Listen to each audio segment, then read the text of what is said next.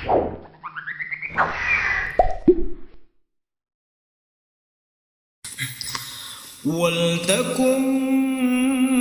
minkum ummatun yad'una ilal khairi wa ya'muruna bil ma'rufi wa yanhauna 'anil munkar wa ulaika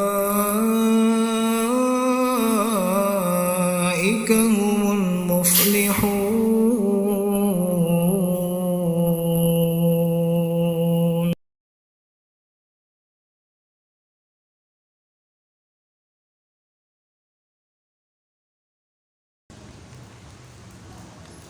Bismillahirrahmanirrahim.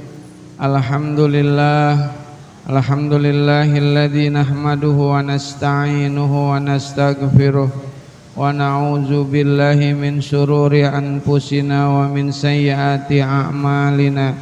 May yahdihillahu fala mudhillalah wa may yudlilhu fala hadiyalah. Asyhadu an la ilaha illallah wahdahu la syarikalah wa asyhadu anna sayyidana wa nabiyyana Muhammadan abduhu wa rasuluh. Allahumma salli wa sallim wa karrim wa barik ala sayyidina Muhammadin wa ala alihi wa sahbihi ajmain.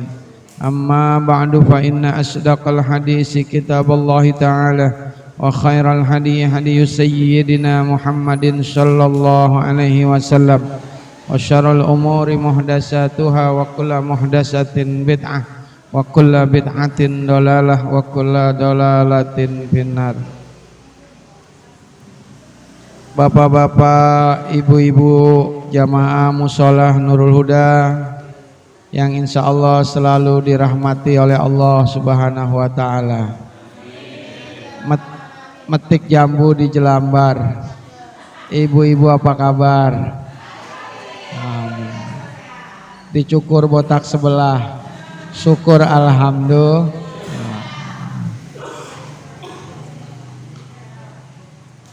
Alhamdulillah, malam hari ini kita bertemu lagi, berkumpul lagi di majelis ilmu.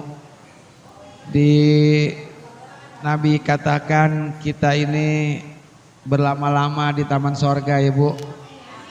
Tidak ada tempat di dunia ini yang paling indah kecuali di taman sorga. Jadi makin lama kita berada di taman sorga, di majelis ilmu, maka makin banyak keberkahan yang akan kita dapat. Mudah-mudahan dosa-dosa kita diampuni oleh Allah Subhanahu wa ta'ala. Mudah-mudahan segala niat hajat kita dikabul oleh Allah Subhanahu wa ta'ala. Mudah-mudahan yang pada sakit, mudah-mudahan diangkat penyakitnya oleh Allah. Malam ini kita akan membahas tentang fikih. Qala al-musannif rahimahullahu ta'ala wa nafa'ana bihi wa bi'ulumihi fid dharain amin. Faslun, alamatul bulughi salasun, tamamu khamsa asharata sanatan fi zakari wal unsa, wal ihtilamu fi zakari wal unsa li tis'i sinina, wal haidu fil unsa li tis'i sinina. Alamatul bulughi salasun, tanda-tanda anak yang sudah balik itu ada 3. Fi hakil unsa wa isnani fi hakiz zakari. Ahaduha tamamu khamsa asharata sanatan qamariyatan, yaitu yang pertama tanda-tanda balik itu sempurna umurnya itu 15 tahun. Jadi apabila anak kita umurnya udah 15 tahun, maka dia sudah disebut dengan balik. Kenapa persoalan balik ini perlu kita ketahui, perlu kita pahami. Kenapa persoalan balik ini hal yang penting? Karena ini berkaitan dengan kewajiban dalam ibadah atau dalam Islam. Jadi orang mukalaf itu orang yang terkena hukum. Dia itu tidak terkena hukum apabila belum memenuhi syarat. Nah, syarat yang terbesar ada dua. Pertama berakal, kedua dia sudah balik, sudah dewasa. Jadi kewajiban ibadah seperti sholat, puasa, ya dan sebagainya itu bisa disebut memenuhi syarat apabila salah satunya adalah syaratnya berakal, punya akal. Orang kalau di siang hari bulan Ramadan dia nggak berpuasa, dia makan di warteg gitu kan. Nah kalau dia memang nggak berakal alias dia gila, kita nggak perlu marah-marah, kita nggak perlu nggak gerutu. Ya pahami aja namanya orang gila. Orang gila mah boleh aja ya kan. Tapi badannya sehat Pak, iya kan. Dia udah balik, usianya udah lebih dari 15 tahun. Dia Islam, sehat. Dia nggak berpuasa, ya berarti kan gila, ya kan. Kalau nggak gila, ya nggak mau dia makan di situ, begitu. Ya. Nah, kewajiban mukallaf dalam agama gitu ya. Pertama umurnya udah 15 tahun, tapi itu dihitung dari tahun Hijriyah, Komariah, dari tahun Komariah, dari perhitungan Hijriyah dari bulan, bukan Masehi, bukan Samsiah. Bahkan tahun itu ada dua, ada Komariah, ada Samsiah. Samsiah Bu, kenal Samsiah Bu? Samsiah yang suka ngeriditin panci, po Samsiah. Samsiah itu matahari, jadi bulan itu matahari. Ya, bulan Agustus, September, Desember itu Samsiah. Ya, Samsiah. Kalau Komariah itu penghitungan Hijriah, Muharram, Safar, Rabiul Awal, Rabiul Akhir. Nah ini kita udah bukan Rabiul Awal nih, udah masuk Rabiul Akhir. Nah, jadi mungkin peredaran besek udah mulai berkurang karena udah maulidnya udah habis. Tapi tetap aja ya bukan soal gitu ya. Jadi dihitung dari anak kita lahir, waktu lahir itu bulan hijriahnya bulan apa? Apa bulan Muharram? Apa bulan Safar, apa Rabiul Awal, apa Rabiul Akhir, apa Jumadil Awal, apa Jumadil Akhir. Nah ini persoalannya. Kita mah kan kagak tahu Ibu ya, termasuk saya juga enggak saya hitung-hitung anak saya lahir pertama bulan Syawal, apa bulan Apit, apa bulan apa ya. Kita mah taunya dia lahir bulan Masehi, tanggal 12 April, tanggal 23 Juni gitu. Jadi dihitung anak itu udah balik dari hitungan bulan Komariah. Jadi dari dia coba dicek di Google akan ada tuh, ya kan tanggal ya Bang Randi ya.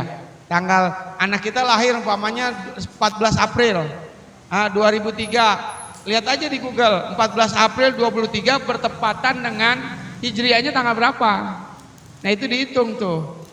Nah, kalau udah 15 tahun berarti anak kita sudah balik ya, sudah terkena kewajiban dalam agama. Kalau dia belum balik belum, ya, umpamanya anak nggak sholat, nggak apa-apa. Kalau dia belum balik nggak puasa nggak apa-apa. Kalaupun dia puasa, puasanya dalam proses pembelajaran, gitu ya. Sebab kata Nabi, rupi al kolami ansalasin, diangkat kolam itu, pena itu karena 3 hal. 3 golongan. Jadi enggak ditulis sebagai dosa, enggak ditulis sebagai pahala, artinya dia masih bebas, tidak terkena hukum-hukum agama itu pada 3 hal. Yang pertama Bu, anis sobi hatta yablugo, anak kecil yang belum dewasa, itu sampai 15. Jadi kalau anak kecil yang enggak sholat subuh dia enggak dosa sebelum usia 15 gitu. Wa anin naimi hatta yastaiqizo. Yang kedua yang enggak ditulis sebagai dosa, orang lagi tidur sampai dia bangun, itu nggak ditulis dosanya.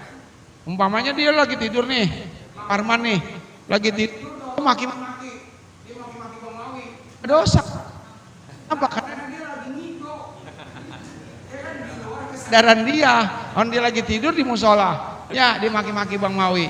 Bang Mawi juga jangan marah, orang dia lagi tidur ngigo, ya kan?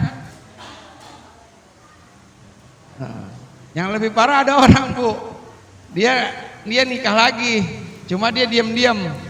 Nah, nikah diam-diam dalam agama namanya nikah siri. Nikah siri Bang Agus tuh diam. Nah, nikah siri. Nenek-nenek doyan nggak sama siri? Bang Agus doyan? Sama siri doyan nggak? Ya kan? Sama nenek doyan? Nenek doyan katanya. Ya, nikah siri. Nah, dia diam-diam. Istri pertamanya nggak tahu, ya, nggak ada yang tahu, nggak diupload di status nggak. Dia nikah tuh diam-diam. Dia tutup rapat-rapat. Ini kisah nyata. Orangnya itu sama saya. Pas dia lagi tidur, Pak, dia ngigo. Istrinya belum tidur, dia udah tidur. Dia lagi tidur dia ngigo. Dia nyebut-nyebut nama perempuan. Ya, gara-gara ngi.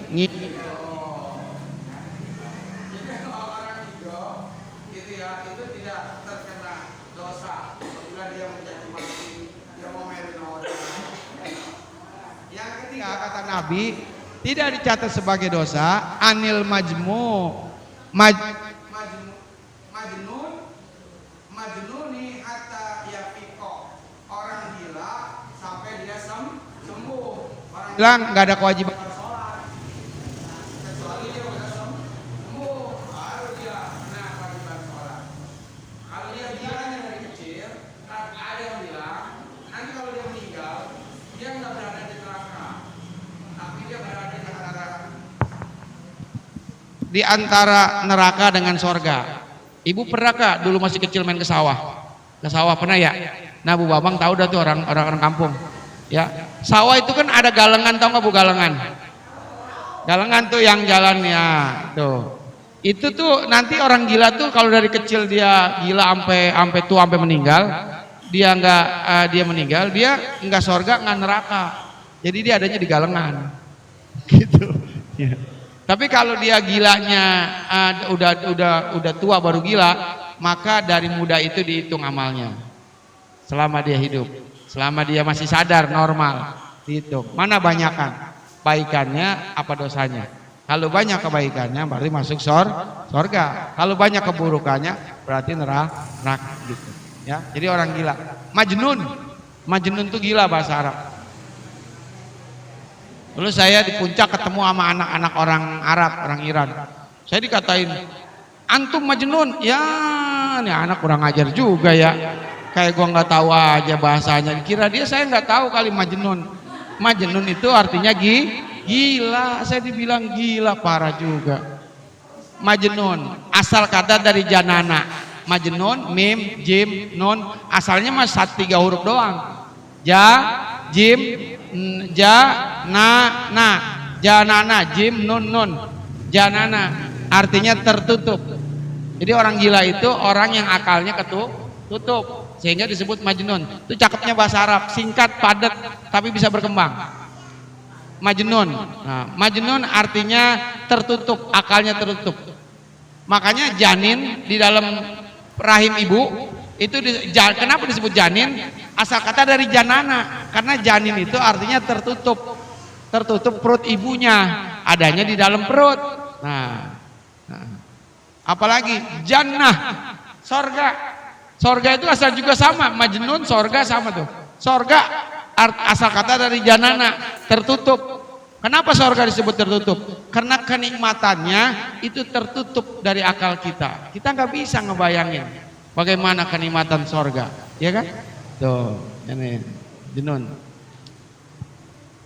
Jadi ada 3 golongan kata Nabi yang nggak dicatat dosa selama hidupnya. anak kecil yang belum gede, belum dewasa, belum balik, orang lagi tidur sampai dia bangun, kemudian orang gila sampai dia sembuh. Ya. Yang pertama umurnya 15 tahun. Bagaimana Pak Ustadz kalau dia belum keluar mani, air mani? Dia udah 15 tahun, tapi dia anak nih belum keluar mani, belum ngimpi. Artinya belum genit nih anak nih. Kan ada yang begitu kan? Mak Agus mau 8 tahun juga udah genit ya. Udah genit sama kayak saya ya. Sama kayak saya. Ya SMP kelas 1 udah pacaran kita mah. Ada kan temen kita tuh kadang-kadang sampai kelas 3 sampai SMA dia belum genit. Belum genit. Oh ya, belum puber. Nah, kalau dia 15 tahun, dia nggak keluar air mani, belum keluar, dia tetap udah sampai usia balik, dia wajib melaksanakan sholat. Karena usia dilihat patokannya udah 15 tahun. Tuh ya. Jadi kalau dia keluar mani. Yang kedua, bermimpi jima. Walaupun ngimpinya nggak keluar mani. Makanya anak-anak kita harus kita beri pemahaman. Kamu pernah ngimpi nggak? Ngimpinya sampai kemudian kamu melukis pulau-pulau peta di spray, ya kan? Nah, dulu kan kayak di spray banyak pada lengket. Nah itu namanya air mani. Air yang keluar dari laki-laki itu ada 3. Tuh. Yang pertama air mani, kedua air wadi, ketiga air mazi. Tuh. 3 dari saluran yang sama keluarnya 3. Kalau air mani cirinya warnanya putih. Tuh. Putih, agak-agak putih, agak-agak butek, putih. Dia baunya anyir, baunya anyir kayak rinso kalau diairin tuh ya. Tuh kalau kita cium tuh baunya gitu tuh, ya kayak rinso diairin bu, anyir, baunya anyir. Tuh air mani. Air mani itu bentuknya kata para pakar itu kayak kecebong. Dia punya pala, dia punya buntut. Ya. Masa Pak Ustadz, ntar aja lihat. Gitu. Ya. Ya, kayak kecebong, anak kodok. Nah, itu, kecil lah kayak gitu tuh. Dia bentuknya. Itu kalau sekali muncrat, khuliqam mimma indafik yakhruju min bainis sulbi wat taraib. Yang keluar dari antara tulang sulbi. Itu kalau dia muncrat keluar, itu mengandung 500 juta benih anak. Tuh, air mani itu mengandung 500 juta benih. Tapi yang jadi 1. Nah, kita ini semua nih saudara-saudara kita pada berguguran. Setelah pertemuan antara air sperma dengan jigot, bukan jigong, jigot, itu kemudian dia menempel di dinding rahim perempuan. Nah, ketika dinding rahim dia nempel jatuh, banyak pada jatuh, maka terjadi yang namanya keguguran. Gitu. Nanti kalau udah ke rahim, baru dia masuk ke dalam rahim. Setelah di vagina, nempel di dindingnya, nanti dia prosesnya masuk ke dalam. Jadi artinya manusia itu hidup dari awal, proses awalnya aja udah bergantung di dinding rahim. Jadi nggak ada bu, Pak, manusia yang bisa hidup sendiri. Betul apa betul? Iya. Macan tutul minum air hangat, betul banget kan gitu. Ya, jadi nggak ada manusia. Makanya kalau manusia merasa dia bisa hidup sendiri, dia telah menyalahi kodratnya sebagai makhluk bergantung. Nggak bisa. Tukang cukur, pala siapa aja sama dia habis. Ya kan, dicukur. Tapi giliran rambut dia banyak, dia bingung bu. Dia nggak bisa nyukur sendiri, maka dia dicukurin sama temennya, gitu kan? Nggak ada yang bisa. Ustadz juga begitu, penceramah, hebat ceramahnya, ilmunya tinggi dalam. Ceramahnya membakar, bergelekar. Retorikanya kayak Jainuddin MZ. Tapi ceramahnya nggak ada jamaah. Kira-kira bagus nggak bu? Jamaahnya nggak ada, dia sendiri. Berarti dia udah gila, ya, ya, Hah? Iya, tuh, ya Bu ya. Jadi manusia saling tergantungan, nggak bisa. Nah, Ustadz hebat itu karena ada jamaah, ya kan? Jamaah pinter karena ada ustadz. Jadi saling tergantungan. Itu makhluk yang bergantung. Jadi kita nggak boleh ujung-ujungnya kita nggak boleh sombong, itu udah nggak boleh. Kalau giginya ompong, buru-buru ke dokter gigi. Orang sombong hidupnya merugi. Gitu ya. Bermimpi keluar air mani, gitu ya. Itu katanya air mani itu kecilnya itu 0,05 mm.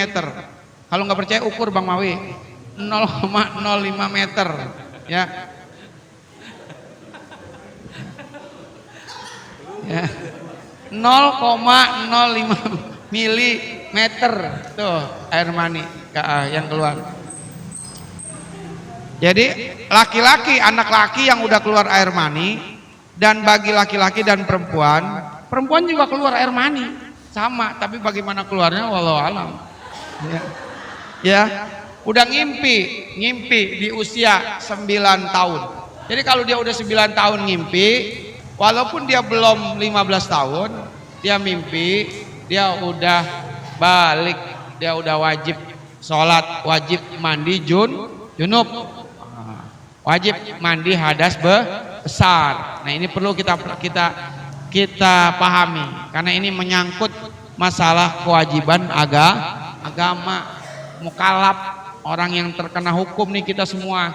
Maka syaratnya kan ada merdeka, Islam, juga kita adalah balik. Kalau belum dewasa nggak bisa. Yang ketiga ciri-ciri balik, keluar darah haid. Tapi tadi saya belum jelasin ya, air maji ya. Kalau mani suci, mani enggak najis Bu. Kalau mani najis berarti kita semuanya laki-laki manusia najis, asalnya dari najis. Asalnya sesuatu najis maka hasilnya juga najis. Saya kasih contoh. Ada anak kambing dari kecil, dari orok disusuin sama anjing. Nih anak kambing disusuin sama anjing. Sampai gede itu badannya gede. Kita potong itu kambing. Kira-kira halal apa haram? Halal apa haram? Halal apa haram? Halal. Tapi kan darah dagingnya dia susunya dari anjing. Anjing najis mugalazo. Haram apa halal? Halal apa haram? Nah, oke, satu tuh ya, masih pada bingung kan? Yang kedua sekarang beda Bu. Beda. Sekarang anak anjing. Anak anjing dari kecil dirawat sama kambing. Disusuin sama susu kambing. Sampai gede Pak. Boleh nggak tuh anjing dipotong? Halal apa haram? Haram.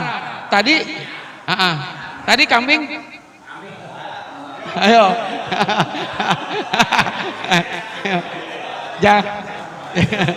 Jangan kejebak. Halal. Tapi dari kecil itu kambing nyusunya sama anjing. Nyusunya sama anjing. Kita potong itu kambingnya. Halal apa haram Bu? Boleh gak dimakan? Boleh apa enggak? Enggak boleh, haram.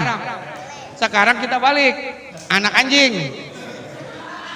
Anak anjing dari kecil nyusu sama kambing. Boleh enggak dimakan anjingnya? Nah, ini. Nah, tolong ibu-ibu yang pada punya guru tanya sama gurunya masing-masing ya. Iya, belum. Ya. Ya. Ya. Bang Darman coba tanya sama gurunya Bang Darman. Tanya sama Pak Edi. Ya, guru saya. Oh ya, berarti saya jawab ya. Ya oke. Kalau ibu nganggap saya guru, saya jawab. Jadi kalau kambing nyusu sama anjing, maka dihukuminya adalah asalnya. Kalau asalnya halal, maka halal. Maka kambing itu halal, walaupun dia nyusunya sama anjing. Sedangkan anak anjing karena memang dasarnya asalnya haram, walaupun dia nyusu sama kambing, tetap dia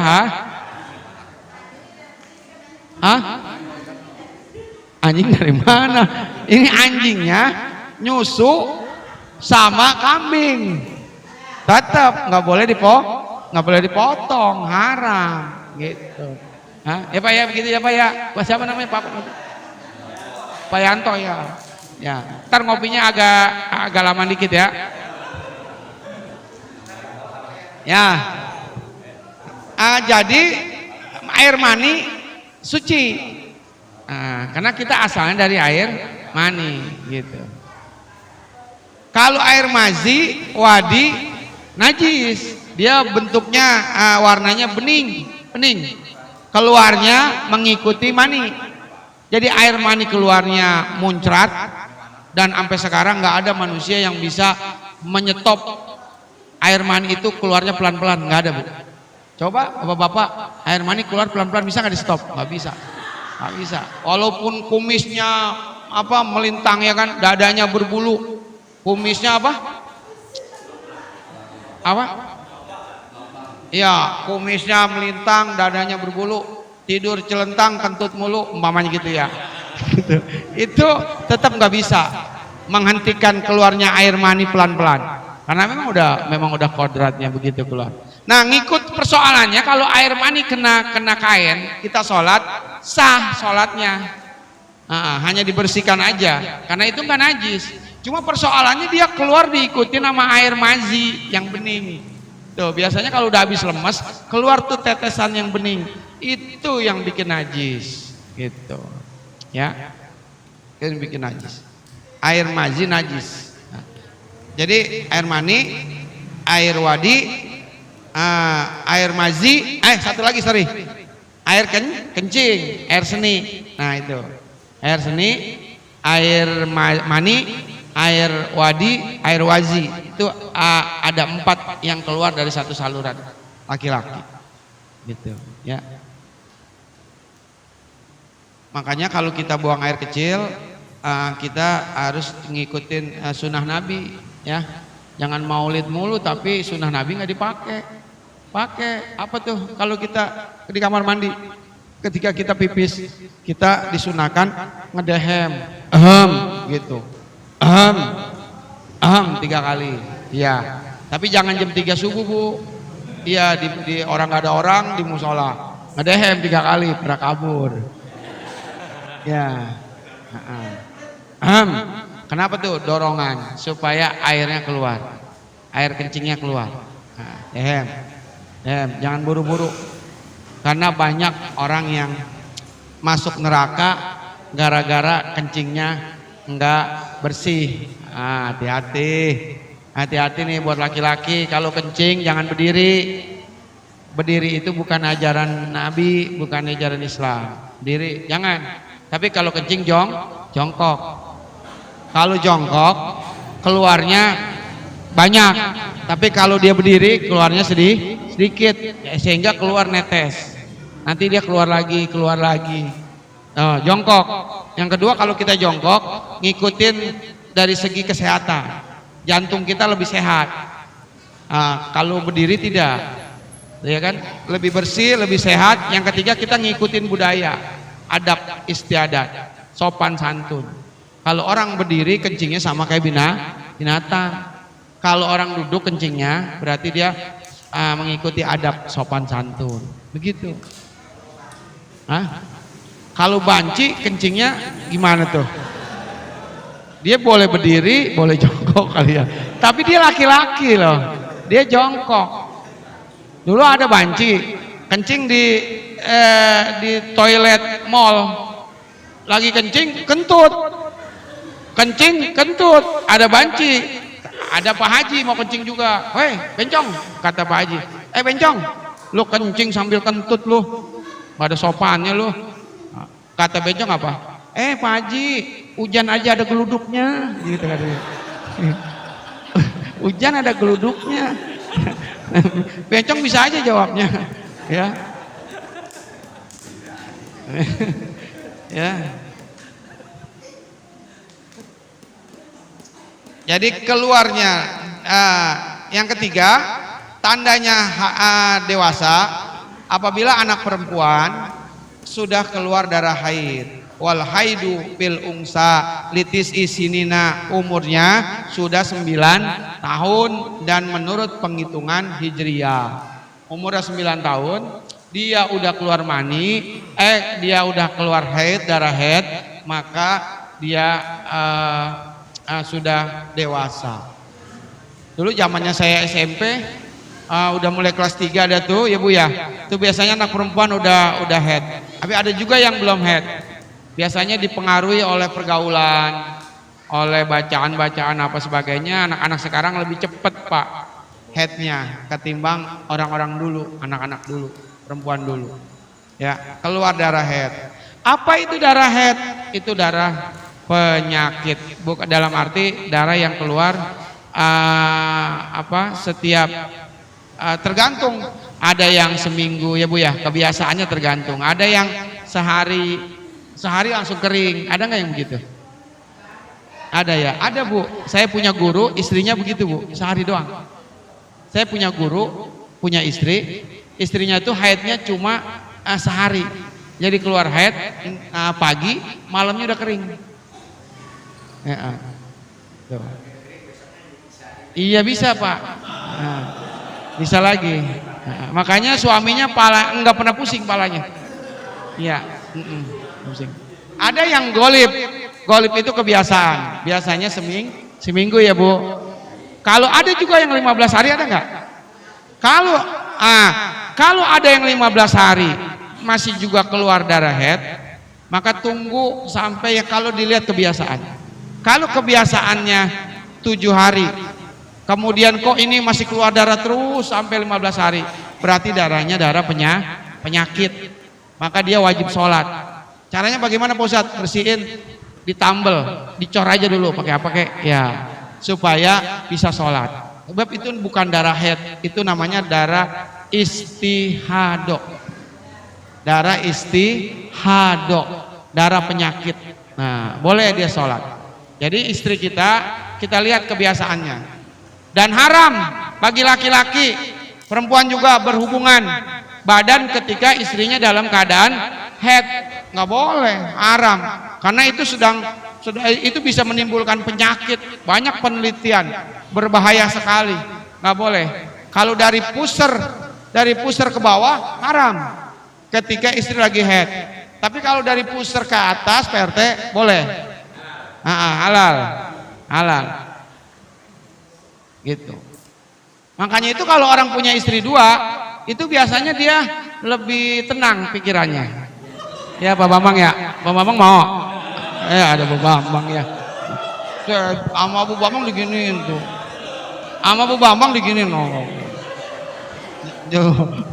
Ya. Jadi nggak perlu pusing pala nunggu seminggu karena masih ada yang satu. Ya Pak ya. Itulah manfaatnya. Itu manfaatnya. Tapi lebih banyak mudorotnya. Ya Bang Diki ya.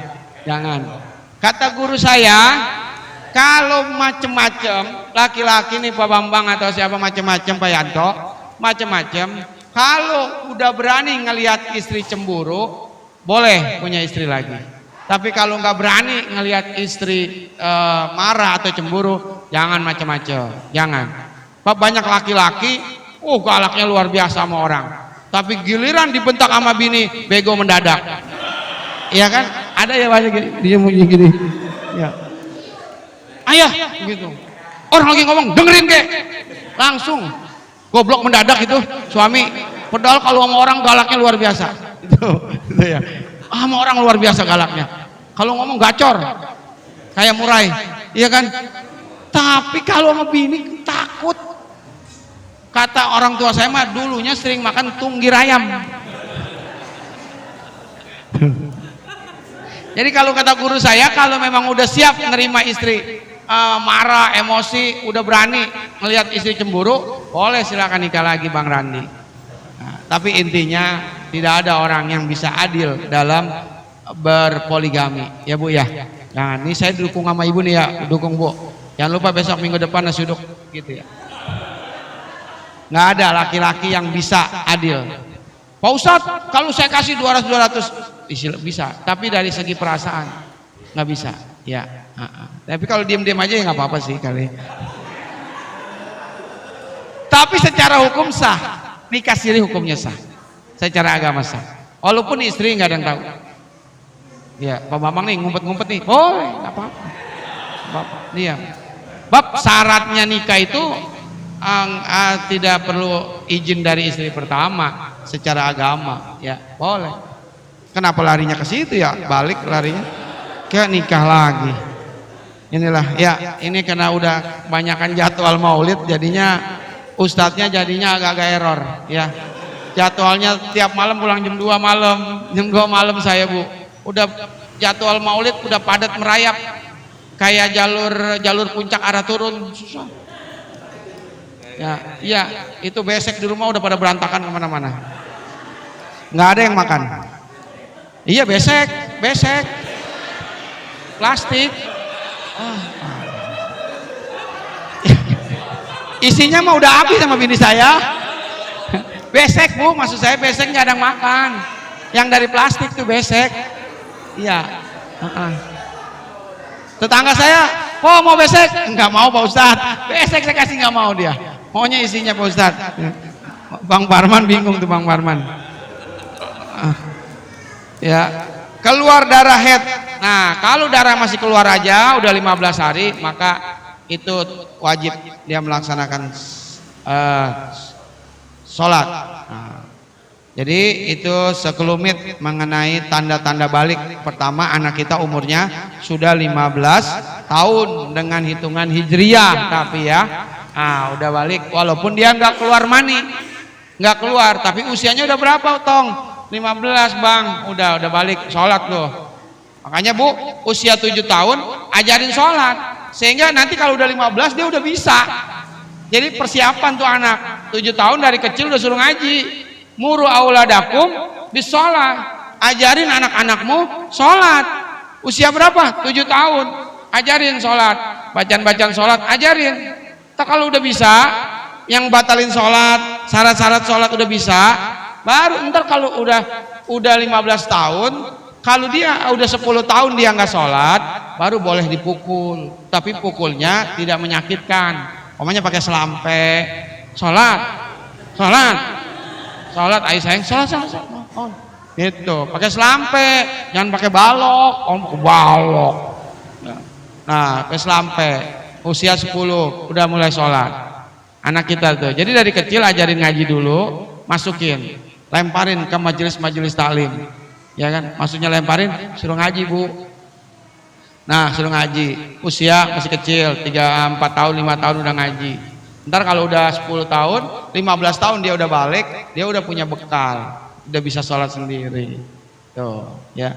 Yang kedua, bermimpi jima. Kalau dia mimpi, kita tanya, atau kita lihat Bu, ibu-ibu kan biasa suka memeriksa spray kamar kan, anak, lihat, atau tanya aja. Makanya kita sama anak harusnya deket, jangan jauh, jangan apa anak ngelihat orang tua kayak dedemit. Takut aja, takut ada bapak pulang, pada takut begitu. Jangan apa kita udah kayak setan depan anak. Ada Ferry Sambo pulang, begitu. Jangan, tapi kita harusnya sama anak menjadi sahabatnya, menjadi temannya, tuh ya kan? Tuh kayak ibu-ibu tuh, ada yang makan bakmi di Pak Bang Darman, anak sama ibu udah kompak banget makan bakmi berdua, babanya nggak diajak, Bu Bambang, nih, Bu Bambang nggak diajak, ya, kenapa gitu ya? Harus sama anak tuh harusnya dekat, sehingga anak itu dia senang nanti kalau dia ngomong ada apa-apa, dia ngomong sama kita Bu, orang tuanya. Jangan sampai tuh anak nanti curhatnya sama temennya, akhirnya sesama jenis terjadi yang namanya lesbian, terjadi laki ketemu laki, ya kan, cewek ketemu cewek, nauzubillah min dzalik. Itu gara-gara bapaknya emaknya nggak mau nemenin anak. Tanya gitu kok ya. 3 tuh. Yang ketiga, keluar darah haid bagi perempuan. Nah, nanti kita bahas lagi tuh, haid, perempuan haid nggak boleh lama-lama di masjid, nggak boleh. Kalau sekedar lewat boleh, nggak boleh baca Quran, nggak boleh megang Quran. Baik orang haid, nanti ada kita bahas lagi tuh. Orang yang haram haid, orang yang junub, orang yang nggak punya wudhu bagaimana, itu nanti insya Allah kita akan bahas sama-sama. Jadi mungkin ini aja. Kalau ada pertanyaan silakan berkaitan dengan tanda-tanda balik. Monggo Bu, silakan Bapak-bapak. Sok.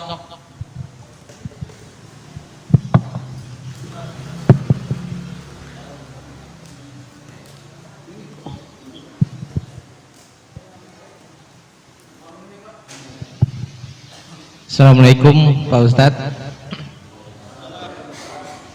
Saya mau menanyakan tentang air mani, madi dan mazi Pak Ustadz. Kalau untuk air mani jelas sekali kalau kita yang sudah dewasa berhubungan badan dengan istri ataupun mimpi itu suka keluarkan Pak Ustadz ya. Dan kita harus mandi junub. Dan untuk madi dan mazi ini kapan keluarnya dan apakah kita harus mandi junub Pak Ustadz? Sekian, terima kasih. Wassalamualaikum warahmatullahi wabarakatuh. Waalaikumsalam warahmatullahi wabarakatuh. Malam Sabtu kemarin ngaji di rumah saya Bu, bapak-bapak, ibu-ibu tuh, Pak Bambang sekali doang datang. Ya itu malam Sabtu, tanya Pak RT. Itu kita udah bahas kalau nggak salah mengenai orang hadas besar. Jadi ketika dia hubungan dengan istri, hadas besar, selesai hubungan, dia ini mau makan nih. Dia kan berarti kan junub tuh, hadas besar kan? Ya nggak boleh ke masjid, nggak boleh megang Quran, baca Quran nggak boleh. Dia mau makan, maka untuk menghilangkan kemakruhan makan, dia disunahkan wudu. Jadi wudu. Tapi wudunya bukan wudu sholat Bang Agus, tapi wudu buat makan. Sunnah wudu. Jadi bapak-bapak yang habis hubungan dengan istrinya, maka kalau dia mau makan, kalau menghilangkan kemakruhan. Kalau dia makan makruh, tapi nggak apa haram, nggak apa-apa, cuma makruh aja. Nah, kita kan kadang-kadang habis begitu lapar kita makan aja nasi goreng apa Indomie ya. Tapi kita nggak pakai wudu lagi kan. Sebenarnya sunnahnya wudu. Nah, mandi junub itu sifatnya tidak segera, Bang. Jadi ntar juga boleh kapan mandinya. Ntar mau subuh, nggak harus mandi saat itu juga. Dingin itu, ya kan. Bangun-bangun bisa demam, ya kan, dingin. Dan mandi junub itu tidak harus mualat, berkesinambungan. Kayak wudu. Kalau wudu kan nggak boleh berhenti wudu, ya Bu ya. Wudu nih, habis muka, tangan, muka. Ada tamu, dia terima tamu dulu, ngopi apa, ntar habis tamu pulang baru tangan. Nggak bisa, nggak sah wudunya. Wudu tuh harus berurutan terus, berkesinambungan, nggak boleh ada jeda. Tapi kalau mandi junub boleh separuh-separuh dulu. Karena dia Bang tinggal di rumah mertua, dia malu pagi-pagi dilihat rambutnya basah, malam-malam habis junub, palanya dulu dia basuh. Dia mandi, nawaitul gusla lirafil hadasil akbari fardolillahi ta'ala. Ya Allah, saya niat mandi hadas besar karena Allah Ta'ala. Palanya aja sama dia digituin pakai sampo apa, segini doang nih. Nah pagi-pagi baru dia mandi badannya, sah. Mandi junubnya sah Pak. Bisa Pak, coba praktekin besok ya gitu. Jadi sama mertua nggak kelihatan abis begituan gitu. Umpamanya malu, apalagi rumah mertua udah gitu jangan kayak teman saya, ya kan, baru tinggal di rumah mertua, dia badannya gemuk. Teman saya nih, bininya juga gemuk, beli ranjang, tau nggak Bu ranjang? Dulu mah ranjang namanya ya, dipan, sekarang namanya dipan, dulu ranjang, dipannya yang murah. Baru dia duduk, ambruk tuh, dipannya rusak. Kata mertuanya di samping, pelan-pelan Neng gitu, iya kan. Nah Kak, dia mandinya ntar Bang, abis sebelum subuh boleh. Sebelum subuh boleh. Dan kalau bulan puasa berhubungan malam terus sahur nggak apa-apa. Dalam keadaan junub boleh sahur Bu. Yang penting wudu aja ngilangin kemakruhan. Mandinya kapan? Ntar mau subuh. Boleh sah puasanya. Sah puasanya orang yang masih dalam keadaan junub boleh sah puasanya. Tuh, ya Bang ya. Apalagi tadi udah gitu.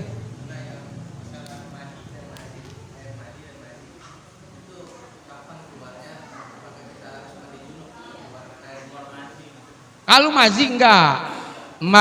Kalau maji enggak. Maji biasanya keluarnya kalau lagi tegang. Tegang, ya kan? Tegang. Waduh, ada jambu batu lewat, tegang. Jambu batu, janda muda anak satu lewat. Tegang, lemes, keluar dikit, itu enggak mandi. Tapi kalau air mani keluarnya muncrat, nah itu mandi junub. Mandi. Hubungan badan walaupun enggak keluar mani wajib mandi. Wajib mandi. Tuh, ya gitu ya. Nah, sementara itu dulu dah ya. Ada lagi? Silakan.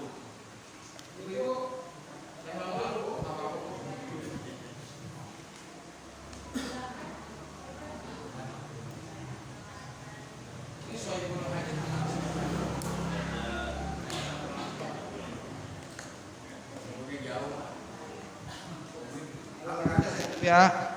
Nah, mudah-mudahan ada manfaatnya. Wassallallahu ala sayyidina Muhammad walhamdulillahi rabbil alamin.